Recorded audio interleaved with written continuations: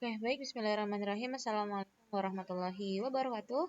Selamat malam teman-teman semua. Alhamdulillah, di kesempatan kali ini aku mau buat video tutorial atau sedikit penjelasan mengenai fundamental dari Kotlin.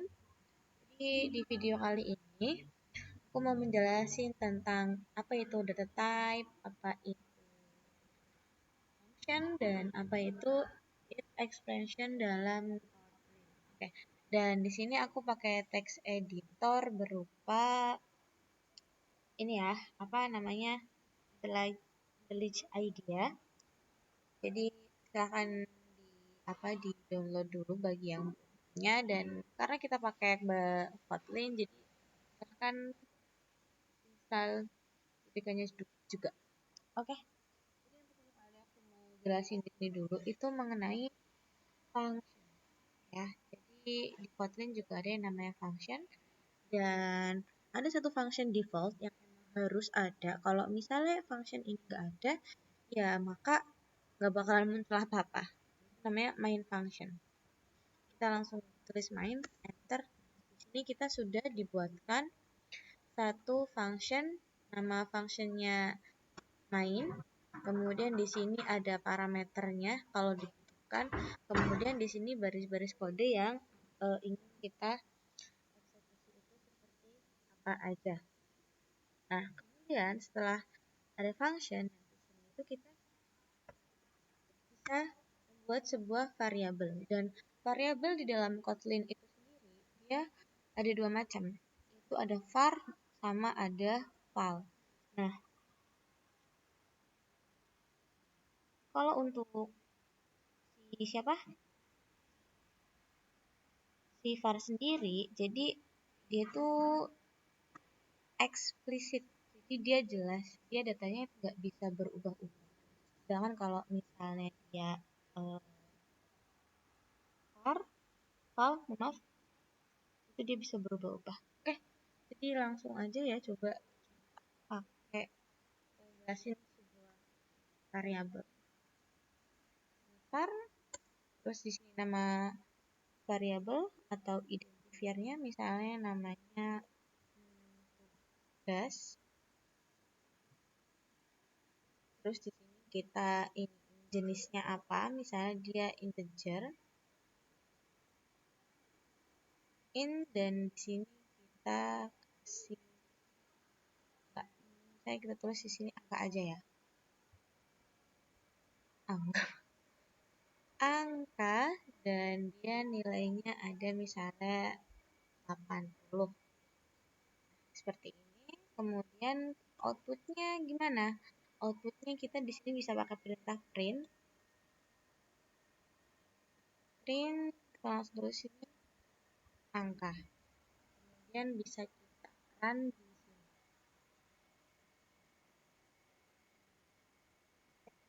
Tunggu proses ya teman-teman, lumayan lama ternyata kalau untuk Kotlin sendiri. Oke, di sini udah tertulis 80 ya. Itu kalau misalnya kita pakai var.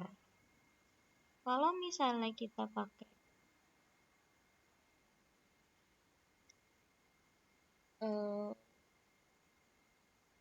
kita mau nyoba untuk si pakai val ya, yang dia itu bisa berubah-ubah. Coba kita buat satu variabel lagi ya di sini, var tambah jenisnya int, value-nya dia ada 70.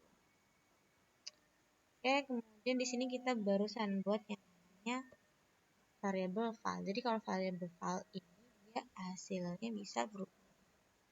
Hasil sama dengan angka ditambah tambah gitu ya. Kemudian di sini aku mau ngeprint variabel hasil. Harusnya dia munculnya 150 ya. Benar nggak kira-kira?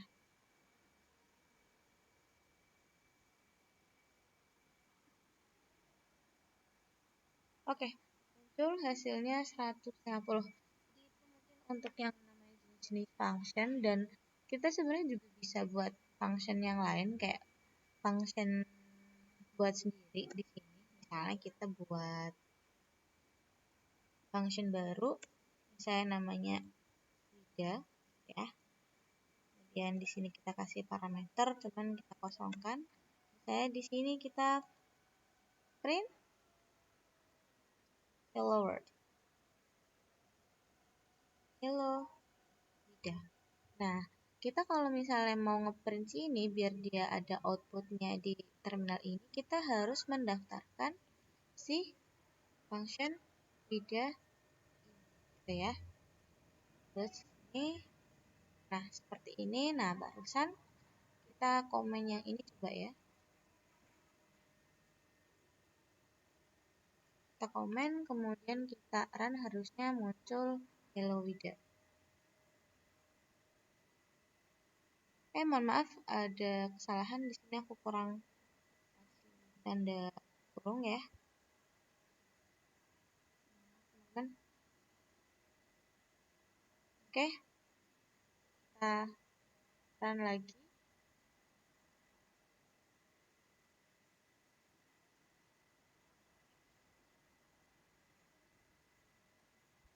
Oke, jadi itu hello Wida. Jadi untuk function sendiri penjelasannya kira-kira seperti itu ya, teman-teman. Oke, kemudian selanjutnya aku pengen jelasin biasanya bisa aku hapus semuanya aja. Nah, data-data yang tipe data yang ada dalam bahasa pemrograman Kotlin itu ada banyak ya. Yang aku mau jelasin di sini tuh dia ada char, ada string, ada number, ada array, sama ada boolean. Kalau untuk char sendiri, jadi dia tuh mempresentasikan suatu karakter dalam bentuk Unicode. Jadi karakter itu dapat berupa huruf, angka, simbol, seperti itu. Dan kalau untuk nulis data char itu dia pakainya petik satu ya. Dan untuk data char sendiri atau tipe data char sendiri, dia itu hanya bisa menampung satu karakter. Dan untuk data char sendiri dia bisa melakukan proses increment dan decrement, bisa menambah. Jadi bisa melakukan proses penambahan maupun proses pengurangan. Nah, kemudian langsung aja ya kita ke prakteknya untuk si data jenis char.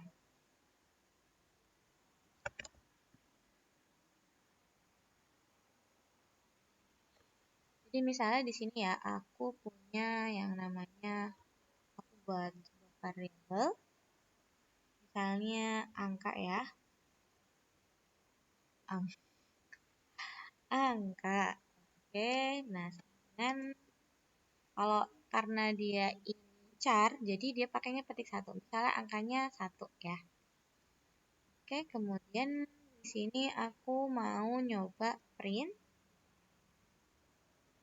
Akunya pakainya print ln biar dia nanti bisa break. Oke, ini kita print huruf. Nah, di sini kita melakukan proses increment ya, teman-teman ya. Tambah huruf plus plus.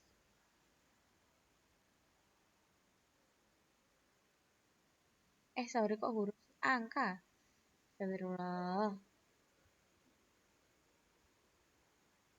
Angka. Kita tulisin juga angka. Oke. Coba kita ini ya. Mohon maaf.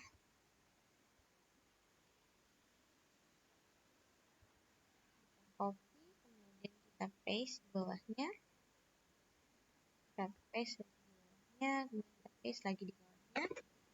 Dan kita run. Hasilnya bakal bagaimana?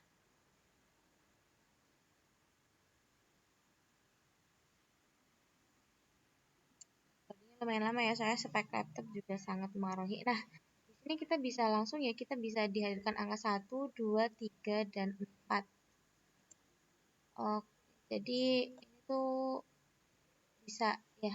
Ini kalau data char itu kayak gini. Terus dia kan cuma bisanya nampung satu data. Kalau misalnya kita kasih dua data, dia bakalan error tuh. Bisa udah kelihatan ya, dia bakalan merah. Misalnya kita run, pasti kita akan menemukan sebuah error.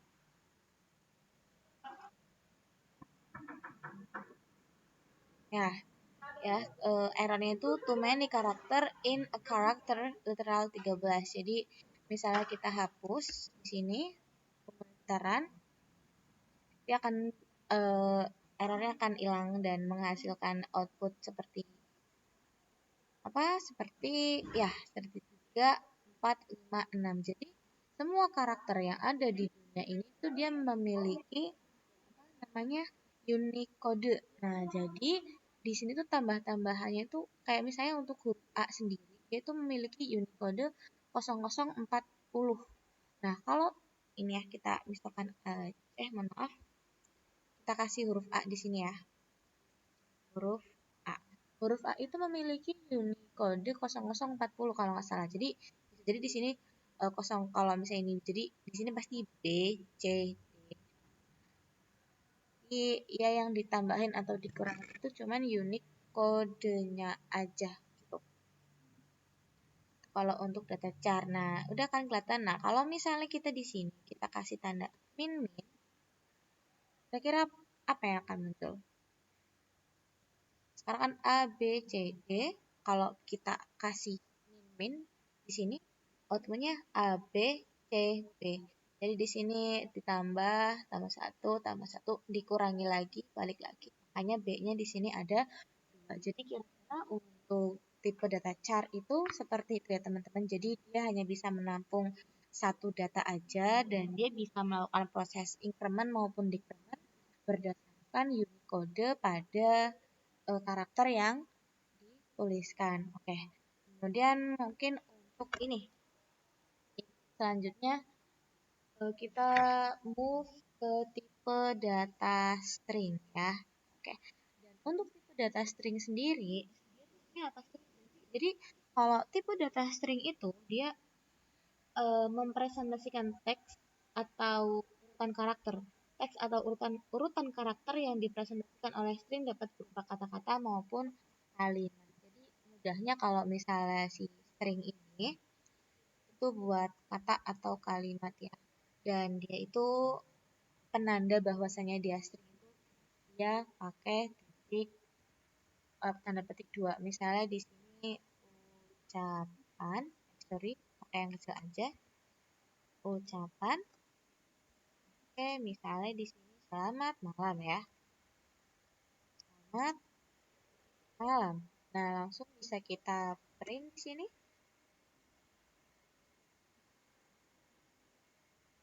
Print ucapan. Sekarang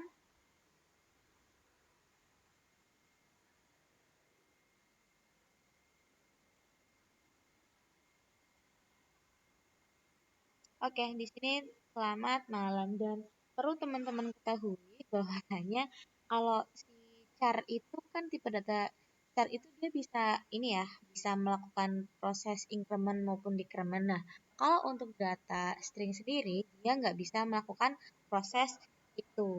Jadi kalau misalnya kita melakukan perjumlahan di sini itu hasilnya bakal aneh ya teman-teman. Saya seperti ini nih. Misalnya di sini satu. Nah, di sini aku tulis satu. Kemudian di sini aku buat var lagi dua. Value-nya juga dua. Dua ya. Kemudian aku mau buat variabel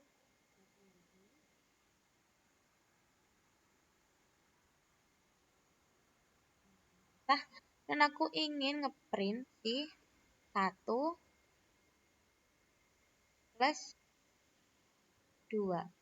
Harusnya satu ditambah dua itu kan jadinya tiga. Cuman kalau misalnya di sini hasilnya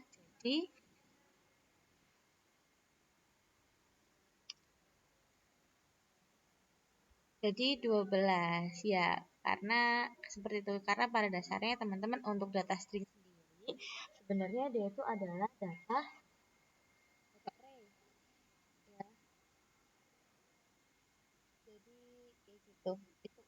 data. Kemudian selanjutnya aku juga bakal jelasin mengenai if expression. Nah, if expression itu secara mudahnya atau secara sederhananya kayak lakukan dia tuh biar apa ya?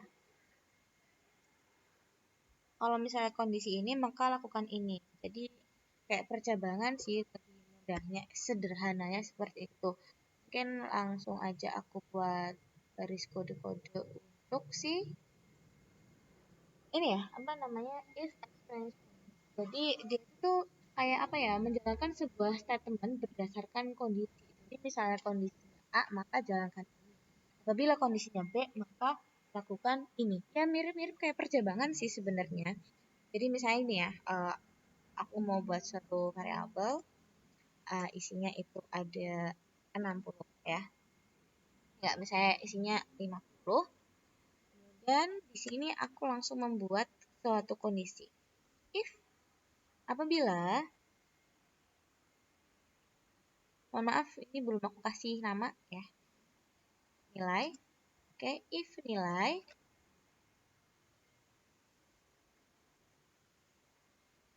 lebih besar daripada 60, maka lakukan hal ini apa yaitu print selamat selamat Anda lolos. Nah, tapi ketika kondisinya nggak seperti itu, kita bisa kasih kondisi lain. Pakai else. Maka kalau kondisinya lain, print ini. Lakukan perintah ini yaitu print. Maaf, Anda belum lolos. Nah, di sini kita punya nilai 50. Nah, nilai 50 itu dia pastinya lebih kecil dong. Jadi seharusnya baris perintah yang akan dieksekusi ini ya. Yang else. Coba kita jalankan.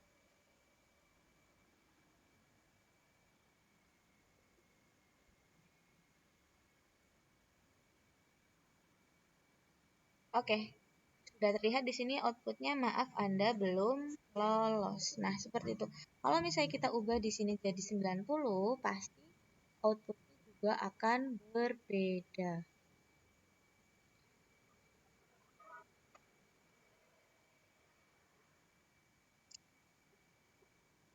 Yep, di sini udah keluar outputnya selamat Anda lolos. Jadi kira-kira untuk if expression itu seperti itu ya. Jadi dia menghasilkan sebuah statement berdasarkan kondisi.